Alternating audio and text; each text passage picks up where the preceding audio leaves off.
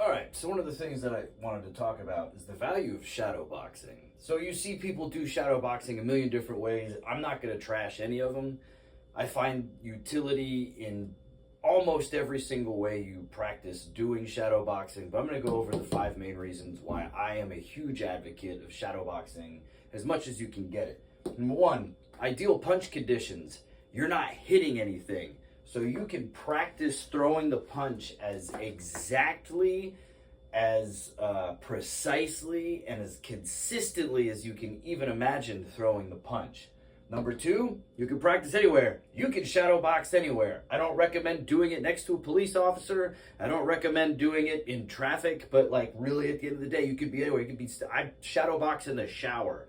A lot of times I'll be in the shower. People are like, why are you in the shower so long? It's because I'm shadow boxing. Mental rehearsal. So like something on the order of between 85% and 95% practice utility. That means you get the same benefit from going through the mental exercise of rehearsal as you do actually rehearsing, like on an instrument. So a lot of the times if you have a cramped schedule and you're a professional musician, you go through the mental exercise and you go as in depth as you can with your mind's eye. You go through the process of playing the piece of music that you're supposed to be performing, and you'll derive something like 80%, 85% of the benefit. So if you're just going through the mental rehearsal and you can throw a couple punches while you're doing it, you're actually getting extra punch reps at about an 80 to 90% efficiency rate, which is pretty good. So you should do it more. Relaxation and variable speed. Again, you can relax, you can go nice and slow, you can find the parts of your punch that are less efficient.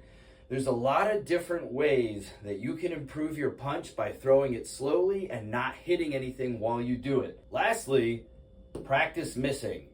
Very few fighters like Lomachenko, Floyd Mayweather, maybe a couple more, will have an accuracy of over 50%.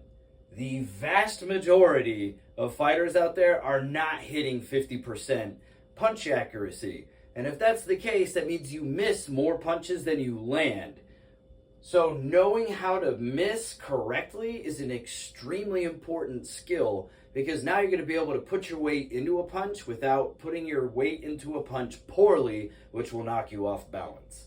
So these might be obvious to some of you, but I guarantee you there are fighters out there right now who call themselves professionals or aspiring professionals that don't see the relevance in shadow boxing, and those people are not going to get very far, in my rarely humble opinion.